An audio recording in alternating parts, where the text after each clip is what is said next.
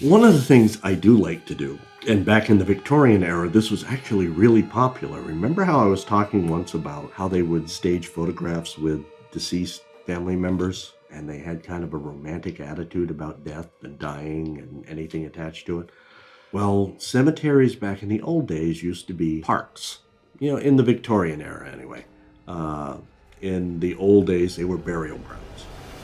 And the difference between a burial ground and a cemetery is one is attached to a church, the other one is set off to the side.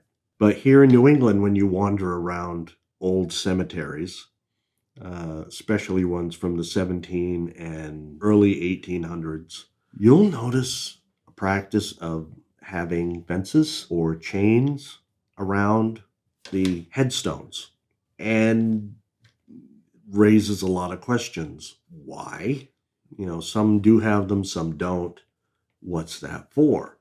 And of course, one of the classic answers is that was supposed to keep the dead from rising again, keep the ghosts from coming back, and et cetera, et cetera.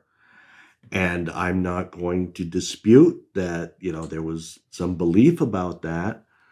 But here in New England, at least, there was a different reason. You see, in the old days, towns and churches didn't have a lot of money to spend on certain things. And especially in the early days of New England communities, a lot of work was going into taking care of the farms. A lot of work was going into establishing the village, establishing the town, so forth. So mowing the grass in a cemetery was not going to be high on anybody's list of priorities. So what do? Being frugal New Englanders, we realize that sheep, cows, and goats can cut grass pretty close to the ground when they graze. You have the added benefit of they also fertilize as they wander and graze. Perfect. Turn them loose. Problem was, sometimes they would knock the stones over, since in the old days, slate was the stone of choice because it was easy to carve, which also meant it wasn't very strong, wasn't very durable, and they would bump into it, knock it over. How do you want to do it? You put up a little chain around it so they'll won't be able to lean quite so far. And later on, when people had a little bit more money and a little bit more time, and they could hire people to be sextons and groundskeepers and so forth, you didn't need to have the sheep or the cow or the goat, but you already put the thing in. I'm not taking it out now because it's perfectly good and too small to use anyplace else. And one thing about New Englanders, they will make a penny stretch.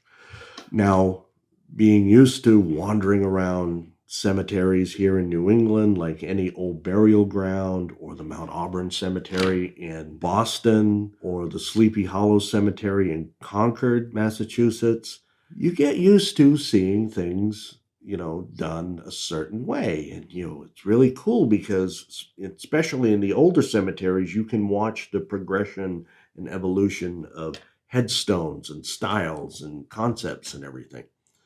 In New Orleans, completely different. Everything is above ground. And I had always been told, well, they build it above ground because, if the ground floods, it'll force the bodies up. And, you don't want that to happen. That myth got dispelled when I was on the cemetery tour in Cemetery 1. The man explained that was easily prevented by putting in capstones or laying the stones flat on the ground. That would keep the body from rising up. He said, but the real reason we do that here in New Orleans is there isn't a lot of dry ground available. So what little there is, you're not going to want to spend putting dead bodies in when you can build a house, you can build a business, you can build whatever.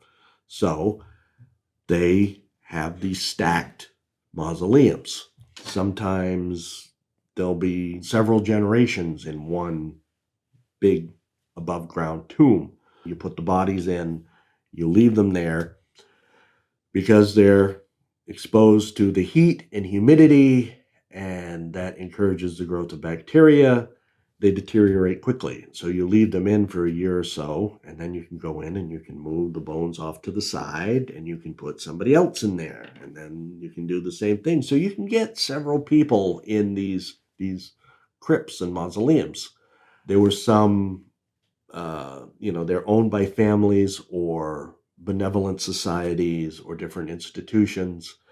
And we went walking by and, saw some very elaborate ones. The Italian Benevolent Society, their mausoleum was built, I think it was for about $40,000 back in the early 1800s, which would be, a couple of $100,000 now, if not more. Beautiful sculptures, statues of, faith, hope, and charity, the three cardinal virtues. One of the dark sides that I don't often think about coming from New England is that the only thing they had to pay for when the mausoleum was built was the material, because it was built by slave labor. Yep, I forgot. I was in the South. And putting that aside, there were other societies, and wandering through, there's a bunch of cemeteries down in New Orleans, but New Orleans Cemetery number 1, the St. Louis Cemetery number 1, that's where you're going to find, like the tomb of the Voodoo Queen Marie Laveau, tomb of Mr. Plessy, who, if you are familiar with American history and the civil rights movement, you will have heard of the lawsuit Plessy v. Ferguson, which was the original Rosa Parks lawsuit, because in New Orleans, it was against the law for anybody that was black to ride a white bus. Well, Mr. Plessy was very, very light-skinned. In fact, he often passed for white, but he was black. And in those days, they had something called the one-drop law, that it didn't matter how far back you had a black ancestor. If you had one drop of African-American blood in you, you were considered black. And even though Mr. Plessy could easily pass, and often did pass for white, he was still legally considered black. So he was not allowed on city transportation. They wanted to challenge that. So they got him to go. He got arrested. There was obviously an outcry and protest, and it went through the courts, and it went to the Supreme Court, where everything was on set to have that whole law overthrown. Things went wrong. Instead of repealing it, they established the concept of separate but equal, which basically legalized segregation and brought about the Jim Crow laws and everything else. And that continued until Brown v. the Board of Education, where, they realized that segregation in any form was wrong. But his tomb is there. Some of the great, jazz musicians that were in New Orleans, they're buried there. Some of them were too poor to afford their own stones or own plots. And so different societies took them in, made sure that they got proper burials in a really distinguished location. You can also find Nicolas Gage. He set up his mausoleum there. He was from New Orleans. He grew up there as a child, and at one point owned the Lalaurie Mansion, which is probably something you'd like to forget. But, so many different people from New Orleans history, American history, buried there, wandering through. It's like being in a city of the dead. It's easy to get lost, but when you realize that everything heads back to the gate, you're not going to get stuck there.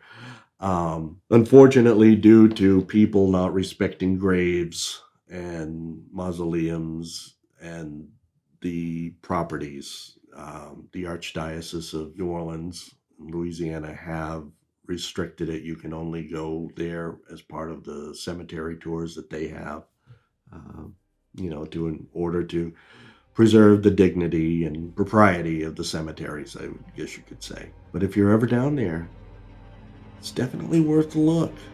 It's kind of its own little city within a city. And check it out.